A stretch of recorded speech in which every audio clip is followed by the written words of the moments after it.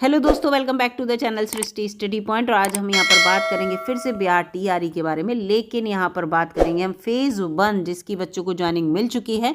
यहाँ पर बच्चे इंतजार कर रहे हैं सेकंड लिस्ट की, वो कब तक आएगी। तो पूरा यहाँ पर आंसर मिलेगा यहाँ पर कि सेकंड लिस्ट आएगी नहीं आएगी।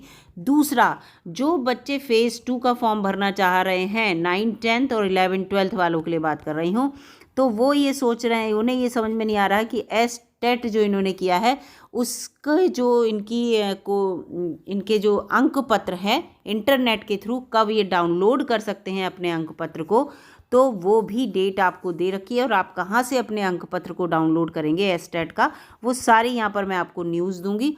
और वीडियो में बने रहिएगा, वीडियो अच्छी है, बहुत ही इम्पॉर्टेंट है आप सभी के लिए, और जो बच्चे बिहार में टीचर बन गए हैं या बनना चाहते हैं उन सब के लिए।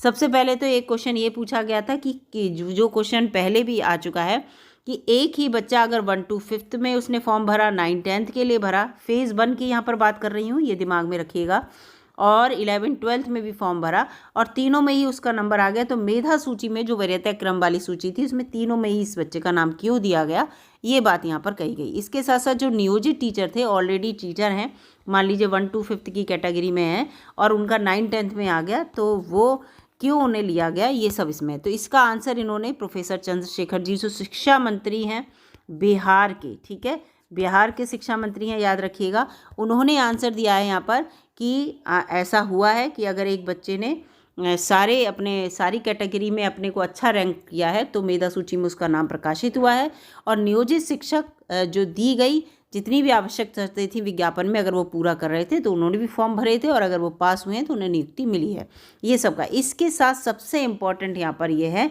कि अगर ऊपर वाला क्वेश्चन जो है वो स्वीकार्य है तो सरकार ये कहे कि सेकंड लिस्ट जो है वो कब तक आएगी। सेकंड लिस्ट का मतलब समझे कि जिस बच्चे ने फर्स्ट 1 to 5th भी मेधा सूची में नाम आया, 9th 10th में भी आया, 11th 12th वाली में भी आ गया, तीनों जो अध्यापक भर्ती थी उनमें आ गया, लेकिन उसने ज्वाइनिंग क्या है, ज्वाइनिंग तो एक ही में ली होगी, है ना, और 2 जगह उसने खाली की होंगी।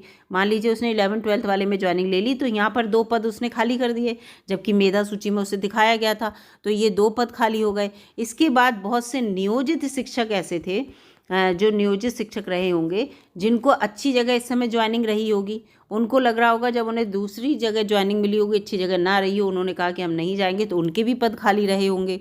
और इसके साथ साथ ये भी कहा जा रहा है कि जो न्यूनतम योग्यता के अंक अगर प्राप्त कर रहे हैं बच्चे ने, तो उसको मेधा सूची की लिस्ट में लास्ट तक क्यों नहीं दिखाया गया, ये बात भी पूछी है। ये बात सही है, न्यूनतम अर्हतांक अगर मान लीजिए इन्होंने कहा कि जो सामान्य श्रेणी का बच्चा है अगर वो 40% अंक ले आता है तो उसे पास माना जाएगा। जब उसे पास माना गया तो उसको मेधा सूची में क्यों नहीं रखा गया, ये बात भी कही गई। तो ये सब बातें यहाँ पे कही हैं, तो यहाँ पर ये उत्तर मिला है, बहुत ही सटीक उत्तर है। विभाग के द्वारा अनहरित यानी कि इनएलिजिबल जो होते हैं अभ्यर्थी और एक से अधिक पदों पर अनुशंसित अभ्यर्थियों से उत्पन्न होने वाली जो रिक्तियां हैं, जो मैंने आपको बताई कि अगर तीनों श्रेणी में 1 to 5th 9th 10th 11th 12th 3 श्रेणी हो गई, तीनों में एक में किसी बच्चे ने ज्वाइनिंग ले ली, 2 जगह बची हैं, तो ये वो रिक्तियां हो गई, ये खाली जगह उसने छोड़ दी।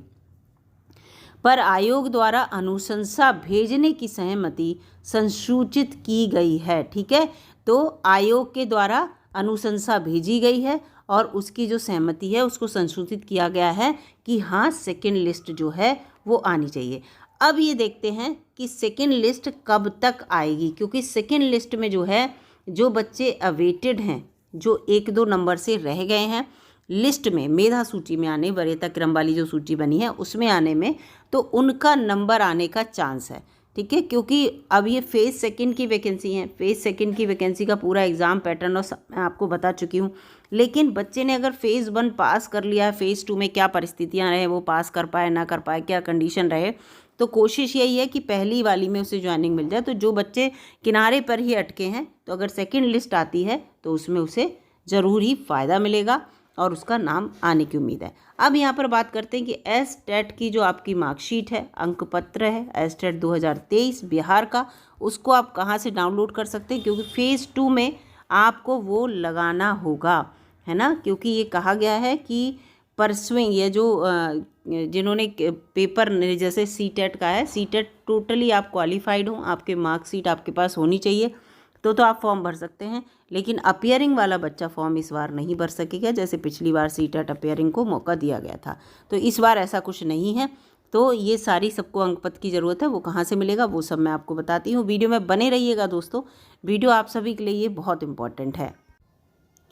ये देखिए पूरा यहाँ पर न्यूज़ है। विज्ञप्ति संख्या ये थी, माध्यमिक शिक्षक पात्रता परीक्षा जो एस्टेट हुई 2023 बिहार में, उसके परीक्षा फल के संबंध में आवश्यक सूचना है कि 2023 में सम्मिलित अभ्यर्थियों को सूचित किया जाता है कि माध्यमिक शिक्षक पात्रता परीक्षा एस्टेट 2023 के परीक्षा फल की वेब कॉपी समिति की जो वेबसाइट है, ये पूरी जो वेबसाइट है, इस वेबसाइट पर आप 6 नवंबर से अपलोड कर है 6 नवंबर से क्या है, वहाँ पर इस वेबसाइट पर इन्होंने अपलोड कर दी है सबकी। और अभ्यर्थी जो संबंधित अभ्यर्थी है वो अपने परीक्षा फल की वेब कॉपी को डाउनलोड कर सकता है। तो कल से इन्होंने अपनी साइट पर अपलोड कर दी हैं 6 नवंबर से सबकी आपकी जो इंटरनेट वाली कॉपी हैं, जिसे आप अंक पत्र कहेंगे, पासिंग मार्क्स वाली, वो अंक पत्र आप जाके डाउनलोड कर लीजिए। जब वो आप डाउनलोड कर लेंगे तभी आप जो है बीपीएससी या बिहार जो है टीआरई कहेंगे, उसके सेकंड फेज़ का जो फॉर्म है वो फिल कर पाएंगे, क्योंकि अपियरिंग वालों को इस बार कोई भी मौका नहीं दिया गया है। ये बात इन्होंने क्लियर कर दी, क्योंकि फ़ेज़ 1 में जो कमियां थी, जिसको बार बार ही एडिट करके संशोधित करके आवश्यक सूचना दे रहे थे, उसमें काफ़ी कुछ क्लियर किया है। जैसे कि भारत का निवासी हो, पहले भारत का निवासी नहीं दिया था, फिर बाद में कहा गया था कि जो भी भारत का निवासी है वो सब इस फॉर्म को भर सकते हैं। तो ये सब बातें यहाँ पर क्लियर कर दी गई हैं। इसके साथ साथ पिछली बार सीटेट जो अपियरिंग थे सीटेट 2023 में, जिसने केवल फॉर्म भरा था, अगर वो प्रवेश पत्र भी लगा रहे थे तो उन्हें बिहार टीआरई का फॉर्म भरने को मौका मिल रहा था। लेकिन इस बार इन्होंने ऐसा नहीं कहा है। बच्चे कह रहे हैं कि सीटेट अपियरिंग वालों को भी मौका दो, लेकिन आप देखिए जनवरी में सीटेट का एग्ज़ाम है, जनवरी 2024 में। तो ये बताइए उसका रिज़ल्ट फेब तक आ पाएगा, ये जनवरी लास्ट तक भी कह लीजिए, बहुत जल्दी निकालेंगे तब। तो इतना लंबा इंतज़ार तो मुश्किल लग रहा है। और फिर अब सीटेट अपियरिंग की वजह से ये अपने रिज़ल्ट को भी इन्हें रोकना पड़ता है। तो इसलिए इस बार फ़िलहाल आप कम्प्लीटली टोटली पास हों। जो भी इन्होंने आपसे रिक्वायरमेंट मांगी हैं, जो भी शैक्षिक योग्यताएं मांगी हैं, तभी आप फॉर्म भर सकते हैं। अगर आप फॉर्म नहीं भर सकते, फ़िलहाल बिहार टीआरई सेकंड का और बस पेपर का जो पैटर्न है बहुत अच्छा हो गया है। और पेपर में इन्होंने ये भी कहा है कि पेपर जो होगा वो आपके जो मिनिमम योग्यता है, मिनिमम अर्हतांक हैं, जितने अंक आपको लाने, मान लीजिए आपको 40% सामान्य श्रेणी वाले को हर हाल में लाने अंक, और तभी पास माना जाएगा, पुरुष वर्ग का कह रही हूँ मैं। तो ऐसा पेपर बनेगा कि कम से कम आप 40% अंक तो ले ही आएँ। तो ये चीज़ यहाँ पर इन्होंने क्लियर की। तो ये एक अच्छी बात है कि यानी कि पेपर का जो लेवल होगा वो ज़्यादा अप नहीं होगा, बच्चों के हिसाब से ही होगा। तो ये सब है। तो आप अपनी मार्कशीट जो है जल्दी से डाउनलोड कर लीजिए इस वेबसाइट पर जाकर, जिससे कि आप फॉर्म भर सकें। और 1 to 5 की तो वैकेंसी ही नहीं है, और 6 to 8 वालों के लिए तो सीटेट मांगा है, या बीटेट हो आप करे हुए, सेकंड पेपर जो जूनियर वाला होता है। तो अगर वो क्वालिफाइड हैं तो उसको आप डाउनलोड करके, और आपके पास अगर है तो अच्छे से सारे कागज़ अपने लगाकर आप अपने फॉर्म को भर दीजिए। फ़िलहाल वीडियो यहीं तक आपके लिए, और ये दोनों के लिए अच्छी न्यूज़ थी, फ़ेज़ 1 और फ़ेज़ 2 के लिए, कि फ़ेज़ 1 की सेकंड लिस्ट आएगी और फ़ेज़ 2 वाले जो है एस्टेट की अपनी मार्कशीट डाउनलोड कर सकते हैं। मिलूंगे अगली वीडियो में, तब तक के लिए नमस्कार दोस्तों। और हाँ, चैनल को सब्सक्राइब करके जाइएगा।